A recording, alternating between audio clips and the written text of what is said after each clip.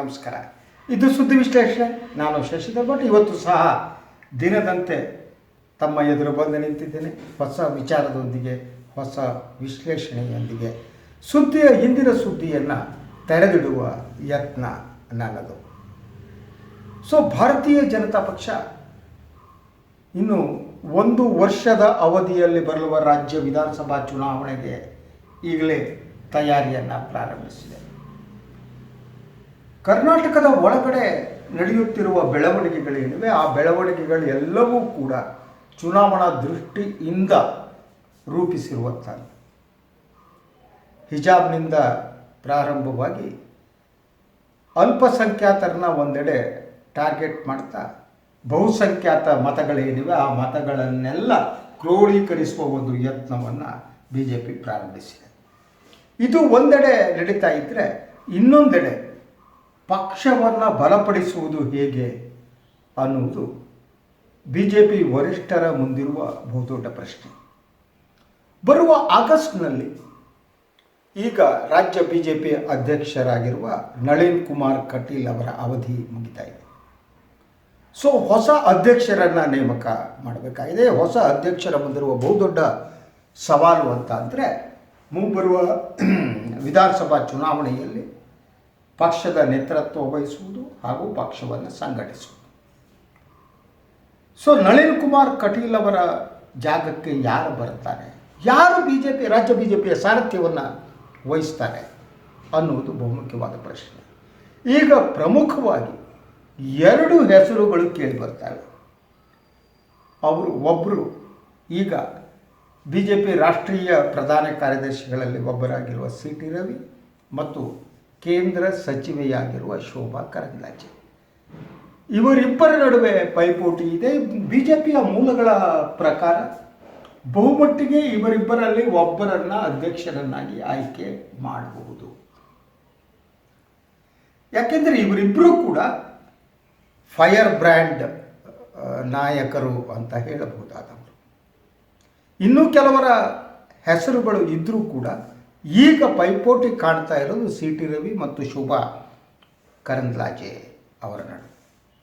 ಯಾಕೆ CT ರವಿ ಮತ್ತು ಶೋಭಾ ಕರಂದ್ಲಾಜೆಯವರನ್ನೇ ರಾಜ್ಯ ಸಾರಥಿಯನ್ನಾಗಿ ಮಾಡುವುದಕ್ಕೆ BJP ಚಿಂತನೆ ನಡೆಸಿದೆ? ಅದಕ್ಕಿರಬಹುದಾದ ಕಾರಣಗಳೇ. BJPಯ ಮುಂದಿರುವ ಬಹುದೊಡ್ಡವಾದ ಸಮಸ್ಯೆ ಅಂತಂದರೆ, ಹಳೆ ಮೈಸೂರು ಪ್ರದೇಶದಲ್ಲಿ ಪಕ್ಷ ಬಲಗೊಳ್ಳದೇ ಇರುವುದು.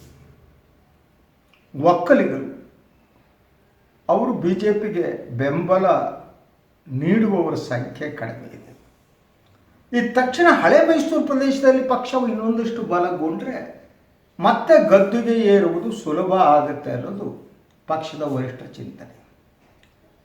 ಈಗ 2-3 ದಿನಗಳ ಹಿಂದೆ ರಾಜ್ಯಕ್ಕೆ ಆಗಮಿಸಿದ್ದಾಗ ಕೇಂದ್ರ ಗೃಹ ಸಚಿವ ಅಮಿತ್ ಶಾ ಈ ವಿಚಾರವನ್ನು ನಾಯಕರ ಜೊತೆ ನಾಯಕರ ಜೊತೆ ಚರ್ಚೆ ಮಾಡಿದ್ರು ಅನ್ನುವ ವರದಿಗಳಿವೆ.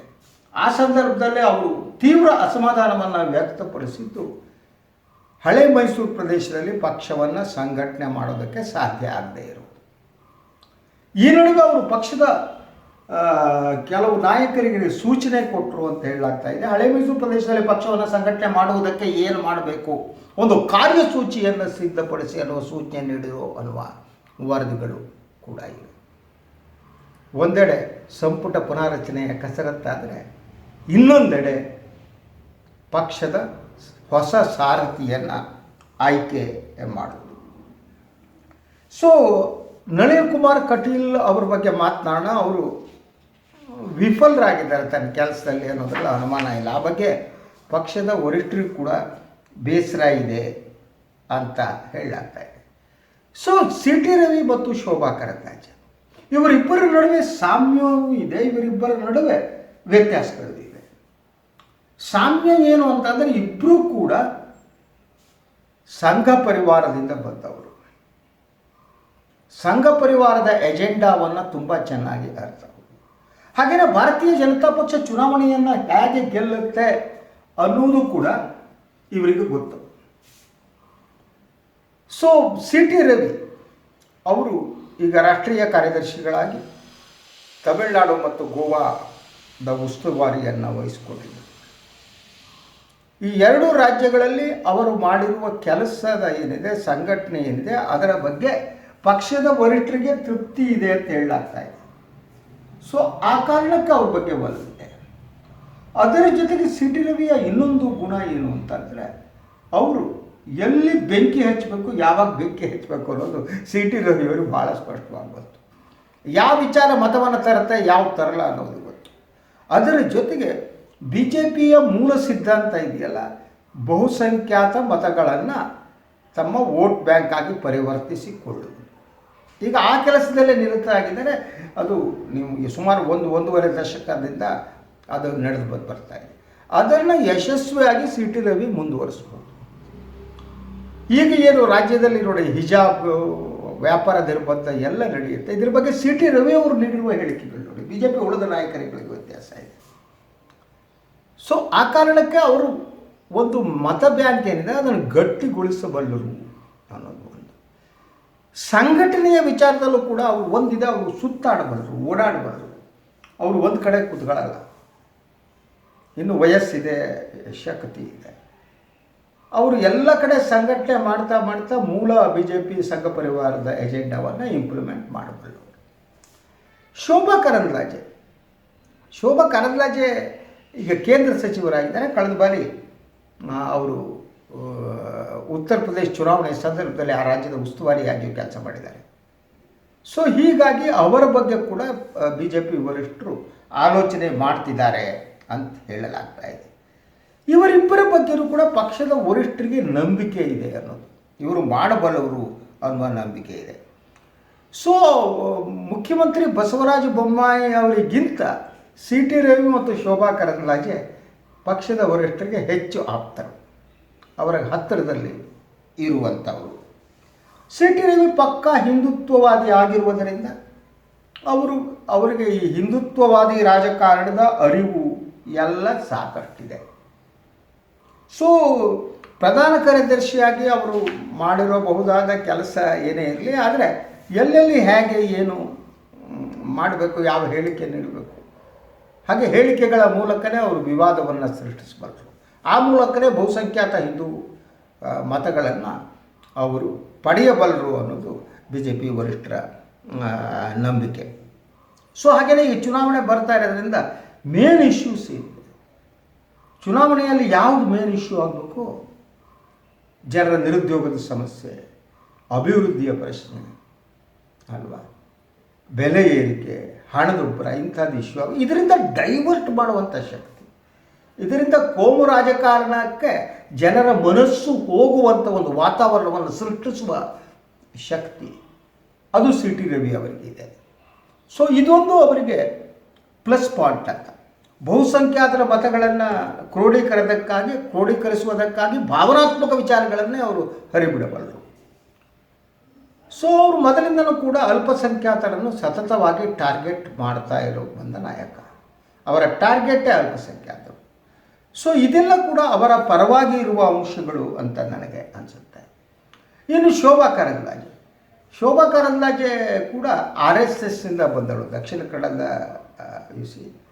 ಅತಿ ಸಾಮಾನ್ಯ ಕುಟುಂಬದಿಂದ ಬಂದವರು ಶೋಭಾ ಕರಂದ್ಲಾಜೆ. ಆ ಮೂಲಕನೇ ತಮ್ಮ ರಾಜಕೀಯ ಬದುಕನ್ನು ಅವರು ಕಟ್ಟಿಕೊಂಡವರು.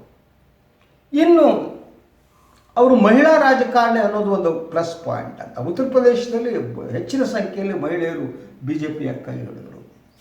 ಅದೇ ರೀತಿ ಇಲ್ಲಿ ಆಗ್ಬೋದೇನೋ, ಶೋಭಾ ಮಹಿಳಾ ಅಧ್ಯಕ್ಷೆ ಆಗುವ ಮೂಲಕ ಅನ್ನುವ ಆಲೋಚನೆ ಕೂಡ ಬಿ ಜೆ ಪಿ ವರಿಷ್ಠರಿಗೆ ಇದೆ ಅಂತ ಹೇಳಲಾಗ್ತಾ ಇದೆ.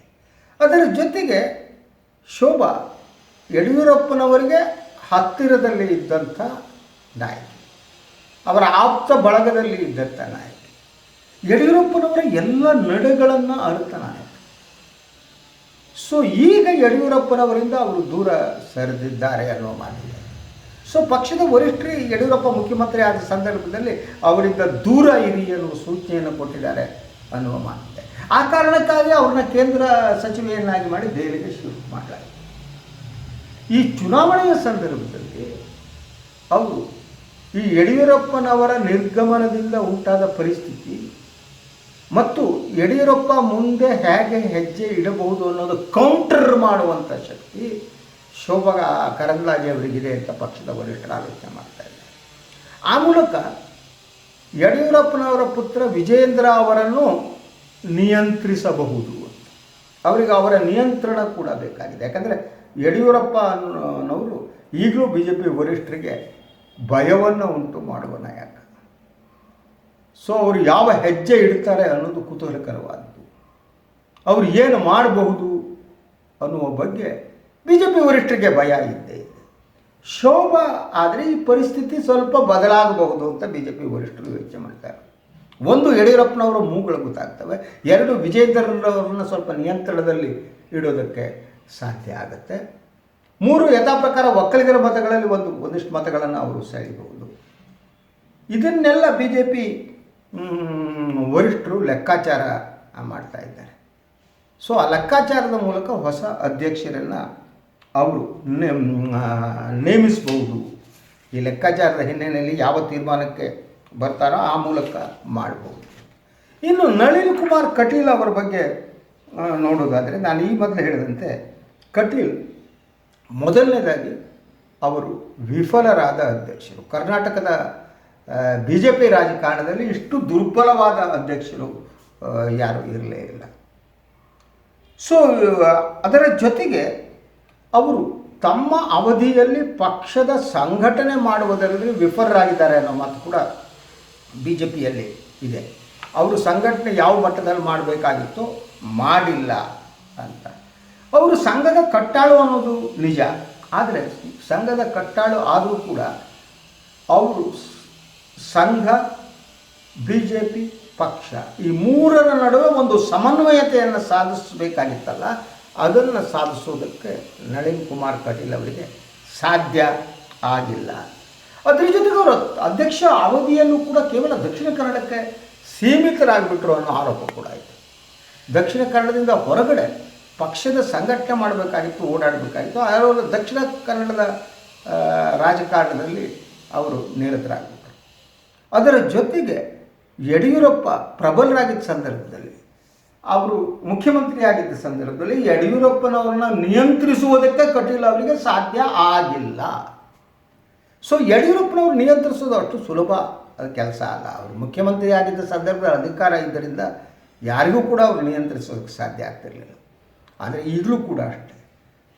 ಬಿ ಜೆ ಪಿಗೆ ಯಡಿಯೂರಪ್ಪ ಅಂದರೆ ಈಗ ಒಂಥರ ಬೂದಿ ಮುಚ್ಚಿದ ಕೆಂಡ ಅಂತಾರೆ ನೋಡಿ, ಅವರೊಂಥರ ಬೂದಿ ಮುಚ್ಚಿದ ಕೆಂಡಾನೆ.